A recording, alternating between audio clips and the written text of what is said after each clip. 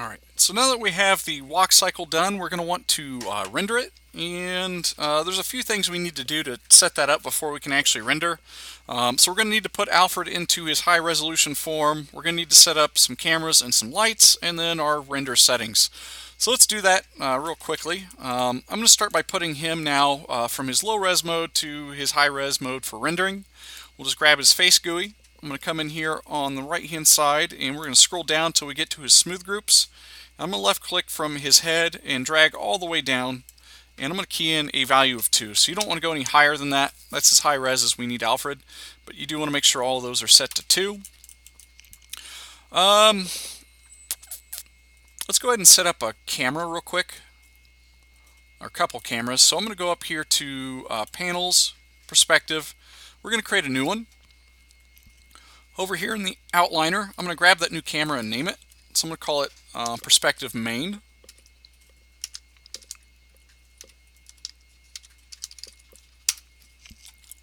And then I'm going to make sure I'm looking through that camera. So we'll go to Perspective Main, and we'll focus on this. I'm going to position this at about a 3/4 view from Alfred's, I guess it's his right side. And then I'm going to turn on the resolution gate. While I'm looking through the camera as I set it up, I'm going to come up here and click on this icon to select the camera. And then over here for focal length, we're going to change it from 35 to 50. So we're at more of a natural sort of focal length here. That 35 is getting closer to a fisheye lens. And then what I want to do is frame this camera up. And I just want to make sure I get as much of Alfred in the frame as I possibly can without him clipping out of the frame. And so it looks like that's pretty good. The feet stay in the composition the entire time. The head also stays in the comp. And then I'm going to go change a render setting real quick. So I'm going to click on this clacker icon with the gear.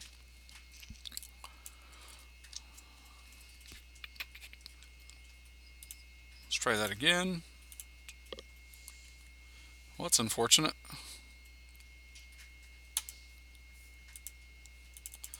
Huh. That's going to make it hard to render.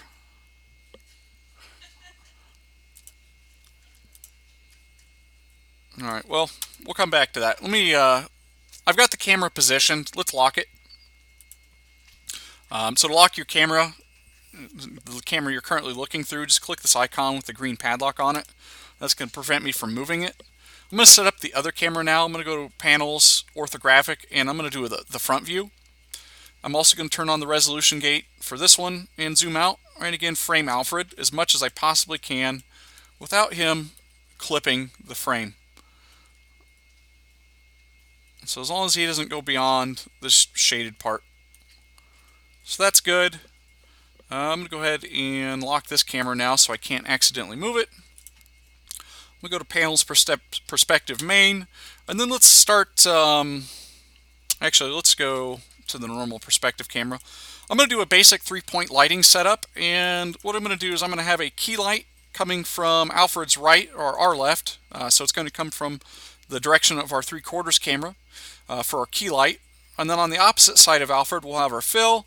And then behind Alfred, parallel to our camera, we're going to have our fill or our rim light using an area light. So let's go ahead and set those up. I'm going to go up here to create lights, and I'm going to do a directional.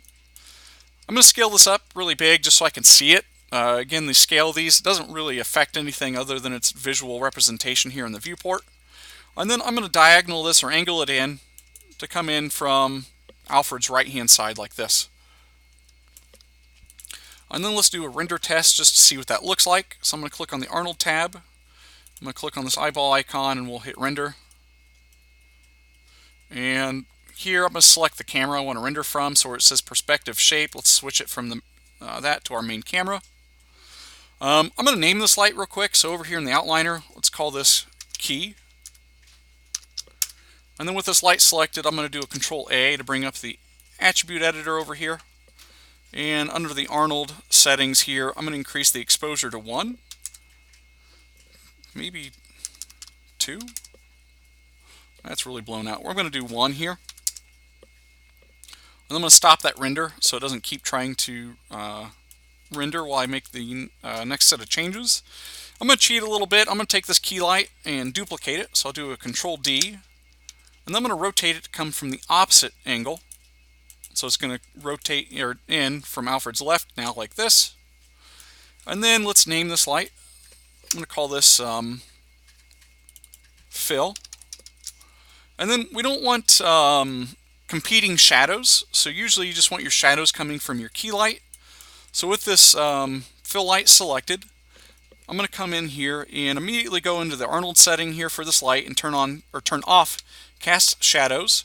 And then I know the exposure, I don't want it to have that 1 in there. I'm going to key in 0 to eliminate that exposure. And really I'm just using this to fill in my shadows. And so I think with those default settings, with shadows turned off and no exposure and an intensity of 1, that should be good. And then the last thing I need is a rim light. And I'm going to use an area light to do this. So I'm going to go up here to Arnold, Lights, Area Light. Now this one's scale and rotation do affect how this light will interact in your scene. So I'm going to scale this up fairly largely. I'm going to position it by pulling it up. And I'm going to put it behind Alfred back here and rotate it so that that line that's emanating from the center of the area light is pointing at Alfred. Like so. And I might pull it up just to be a little higher, and I'm going to angle it in, something like this. Let's go ahead and name this. So over here in the outliner, I'm going to select it and hit enter, and I'm going to call this rim light, or rim. And then let's adjust its settings. Now with this, I usually like to use the light editor, just so I can really focus on what each light is doing. So I'm going to come up here and click on the light editor. It's this, looks like a spotlight with a gear on it. And then on the left hand side it should have all the lights that we currently have. So we've got a fill, key, and rim. And I'm going to select the rim. I'm going to come over here with this icon that looks like a dot with a dashed line around it. And this is going to isolate this light. And if I hit render, I should have nothing. The reason being is because of the way the rim light works. It has light decay, and it happens dramatically. The fall off happens really fast, and it's not able to hit any of our objects in our scene. So here where it says exposure, area light you usually have to jack up pretty high, so I'm going to take it to 15 as a guess. And so that's probably overkill, but we can at least now see what the light's doing. And so with the rim light, you know, the point of this is really just to separate your figure from the ground or the background. And I'm just really looking at how the light wrapping is happening around my character. I actually think I got a pretty good position on that rim light. So I like what it's doing, but the intensity at 15 might be a little too high. So let's take that 15 down. I'm going to try 14. Let's maybe do 14.5.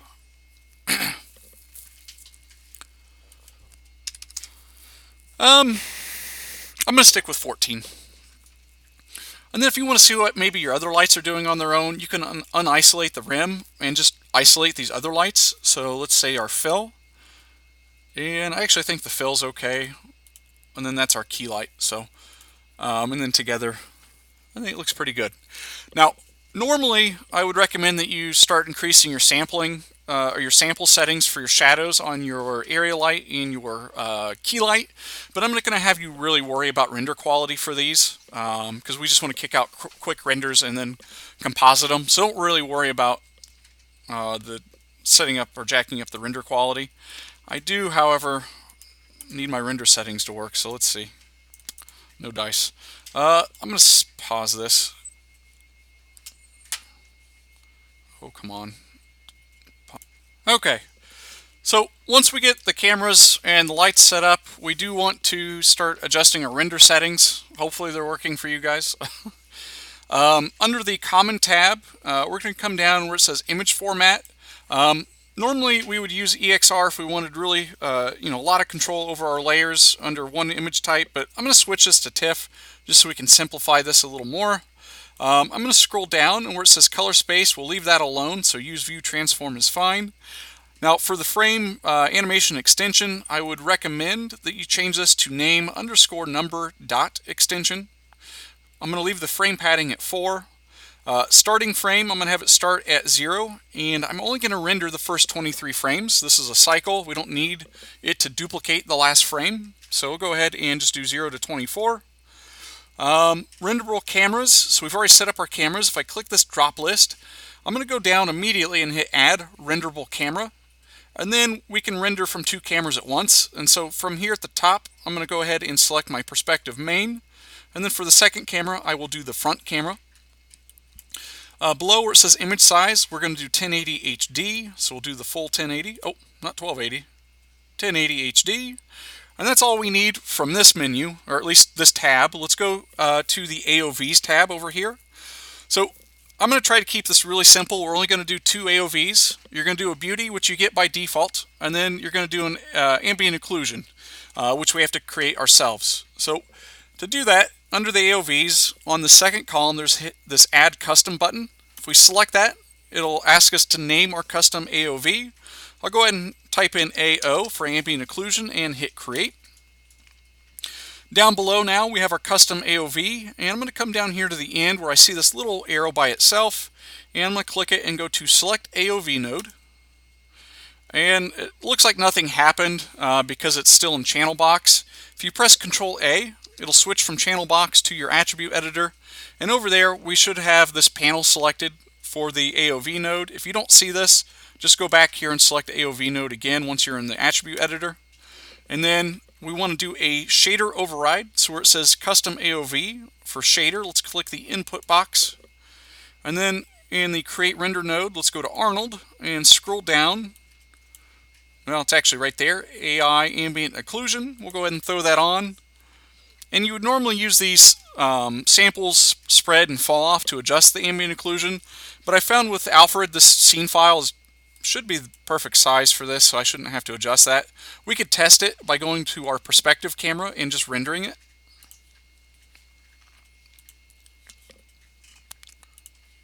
Oh, let's make sure we're using the Arnold render. Whoops.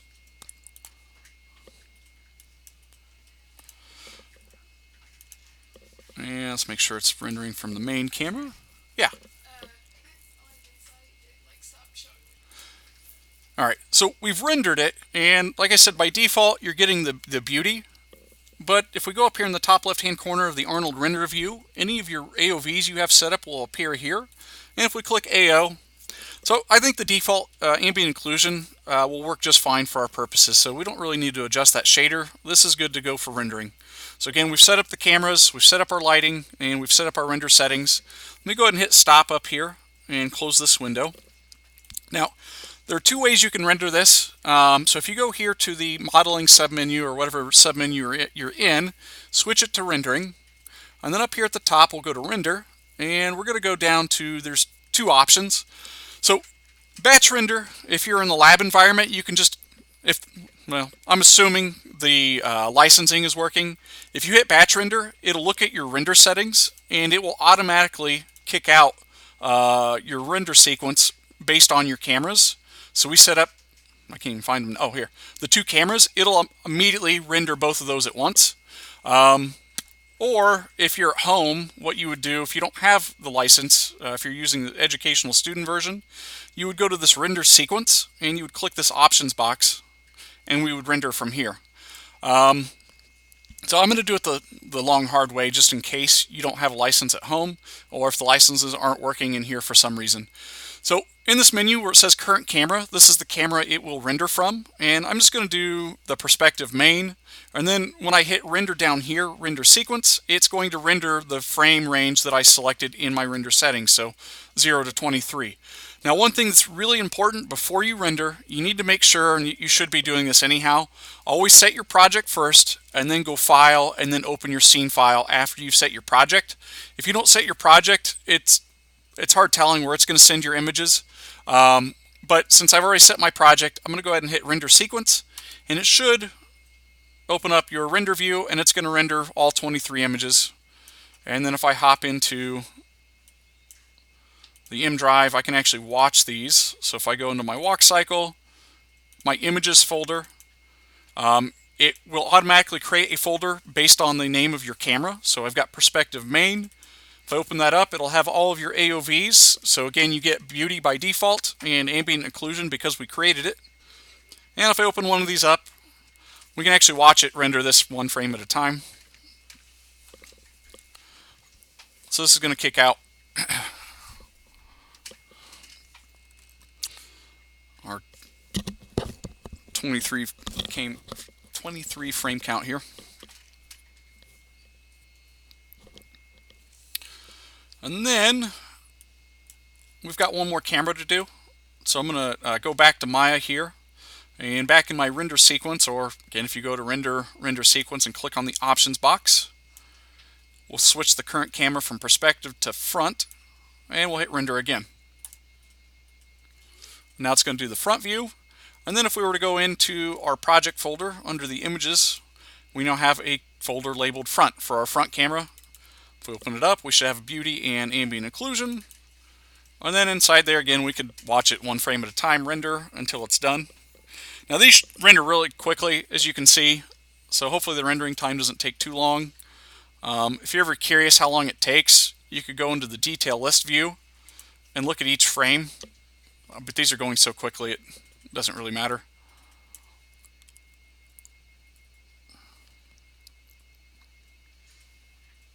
It's taking about 1 second per frame, it looks like.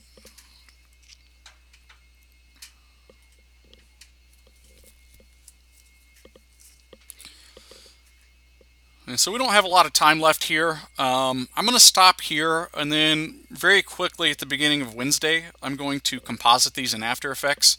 But in terms of your homework, again,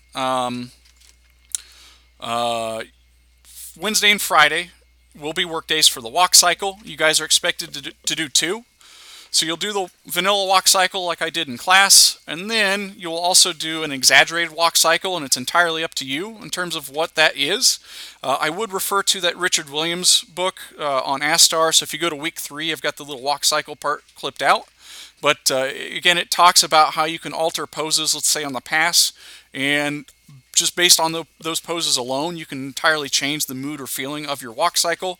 I would also look up reference. So, YouTube's a great resource, but I would look up walk cycle reference or Google it and see what kind of reference you can find. I mean, if you want to do like a zombie walk or something like that, maybe type in that as your keyword search. But again, your exaggerated walk could be anything. But both of those will be due a week from today, rendered and turned in for critique. So I'll stop here.